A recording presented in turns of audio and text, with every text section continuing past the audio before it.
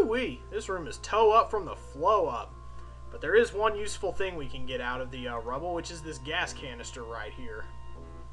Now, there are two ways to get rid of the terrorists in this mission. He did? Huh, okay. Yeah, that's pretty much true. So, yeah, that's right. You can just kind of walk in the door if you use the password, but you will get kill phasered immediately, so you don't want to do that. And like I was saying, there are two ways to take out the terrorists. You can either smoke them out with the gas, using this crappy little transporter over here, an early experimental transporter, the Murnane 8. I always have trouble distinguishing between 8 and 13. I have to think about really hard about it if I'm reading Roman numerals. We can gas them with this transporter, or we can talk them down with this little communicator over here.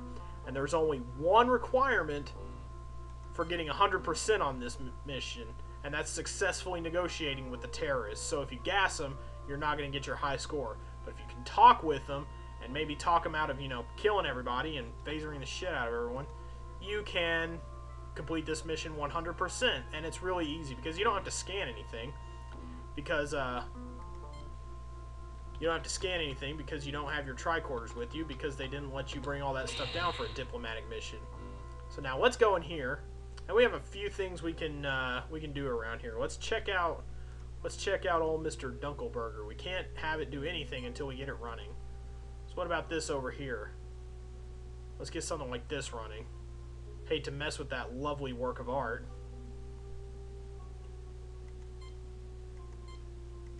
That's right.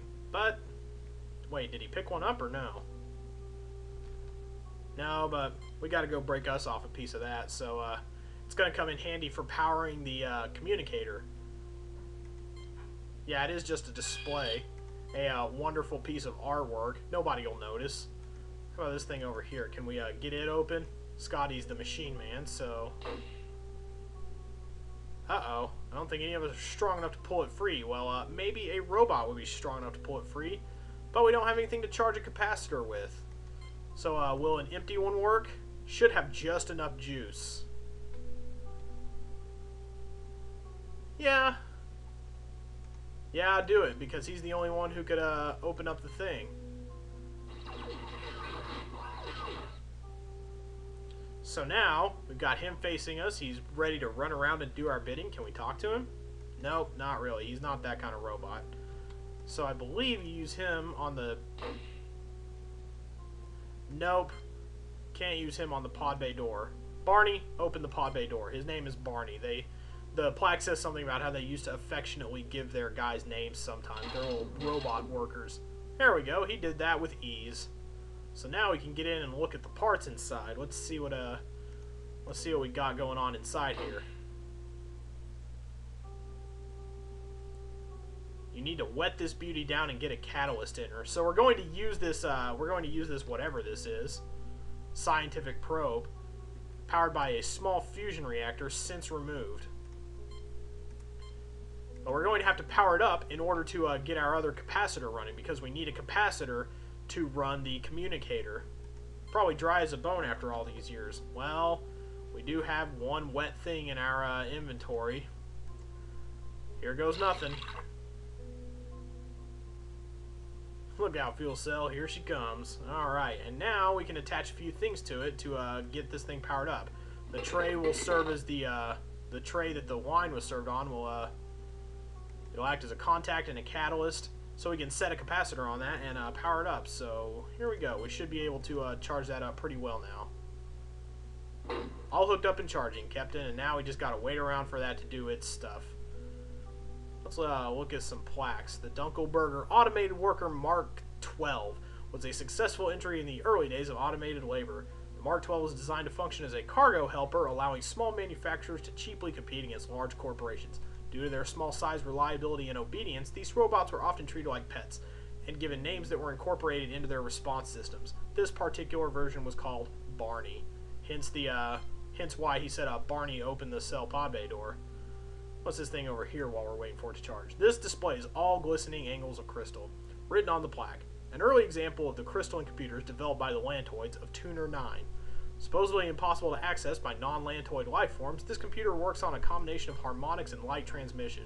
The lantoids make physical contact with the computer to operate it.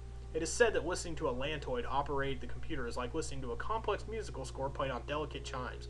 The lantoids view programming as an art form. Yeah, and something about all that. Scotty getting all McCoy up in here. So, when is this thing going to go off? It sure is taking its sweet old time. But fortunately, time is something we have plenty of these days. Let's just kind of pace back and forth. Getting a little impatient, eh, Kirk?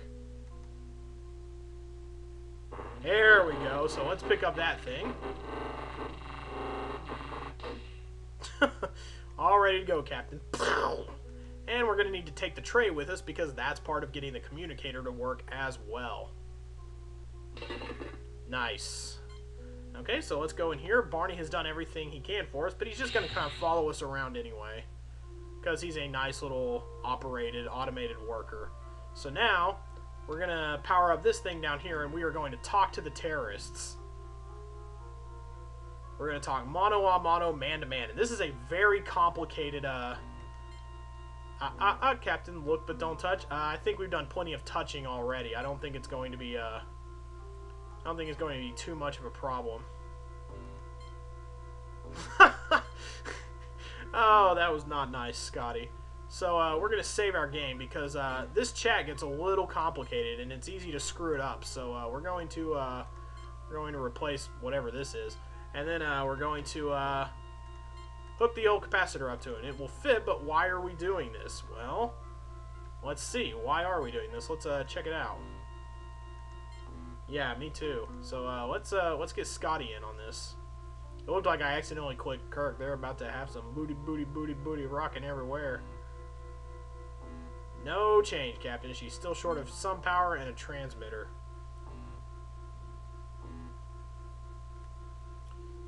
So, you really had to walk all the way to the other end of the room just to do that? Sure, we can do something with the train there, Captain, but why bother? Well, I'll tell you why bother. It'll take me at least another hour, Captain. Oh, somebody is nodding off on the job here. Let's see. An old communications panel. There we go. Alright. But nothing to say about it still, so, not sure why we're not quite getting anywhere with this. Let's try to power it up with the crystal. There we go. There we go. We can transmit now. We've got a signal in there. And now we'll be able to start putting other gadgets in there, like the tray. It all comes down to the order you do it in. I had kind of forgotten that, I guess. Nice. Okay, it's not the best solution, but we'll jam a tray in there and we'll get this working. I didn't stop to see what that tray does, actually. I just know you're supposed to put it in there. And finally, a capacitor for the side of it. And now, once you have those three things put in there, you can use Kirk on it, and you can get it talked and all hooked in, Captain. So we're just going to go stand over here now. If terrorists come through the door, we want you to go down first. So we're going to stand 20 feet away from you and not really give you any protection. So here we go. Let's get talking. Kirk to Enterprise. Kirk to Enterprise. Come in, terrorists. Wrong number, click. That's a good choice right there. That's very straightforward. They asked first. Okay, let's see. Both of these are pretty good choices right here. I'm gonna go with one though. It's pretty straightforward. Well, Captain James T. Kirk of the Starship Enterprise. Oh, you don't, do you? Let's see.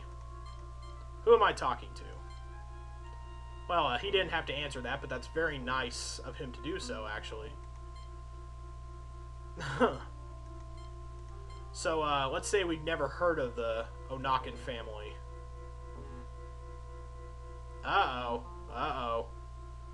Sounds like there's two warring peoples here, and that's why somebody took over the museum. Somebody's pissed off that they aren't getting the proper credit. Let's see, here we go. I find it unlikely the Federation will take sides, because, you know, we're cool that way. We negotiate with terrorists. This isn't 2010, this is the 24th century.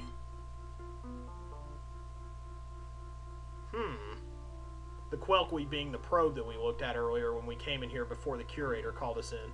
Or the Kelky, or the Quelk, or whatever you want to call it. Yep, that thing.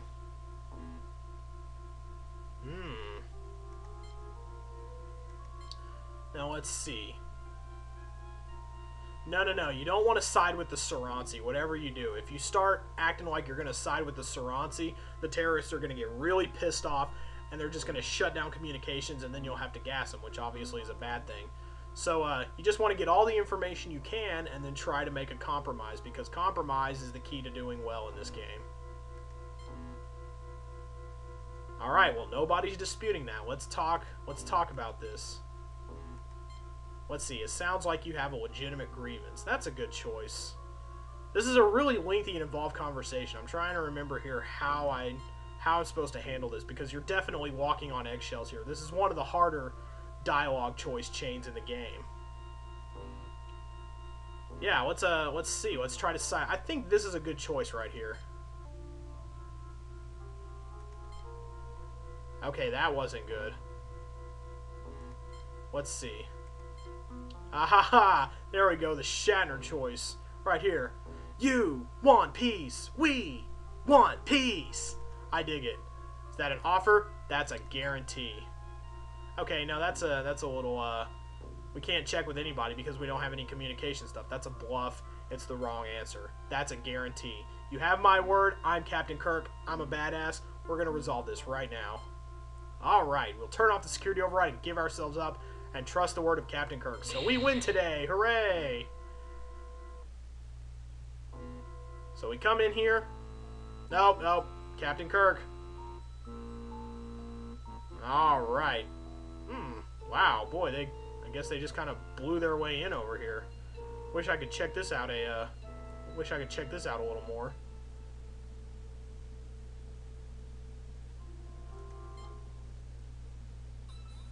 But now our mission is over, and finally, unfortunately, we didn't get to drink any nice cognac, which is obviously going to upset Scotty. That's great, yeah. That's a good point right there. The Onikins really made a good case for themselves. They are, I guess, insofar as they're a good kind of terrorists, I guess they would qualify as good terrorists. I don't know. It's very sketchy moral ground. Food for thought, eh? Oh, why is that, Mr. Scott? Because it didn't get to get drunk. It was just waiting for us, and now it's gone forever. Such a waste. Ah, yeah. Whatever. So, alright, we got the report. How do we do? We scored a whopping 100%. Yay, us. So, join us tomorrow. The next mission is called Though This Be Madness, and it's going to be a fun one. It's going to lead into the end game, which is rockin' awesome. They definitely saved the best for last. So, I will see you guys then, as soon as we take off and get out of here. We'll see you guys tomorrow.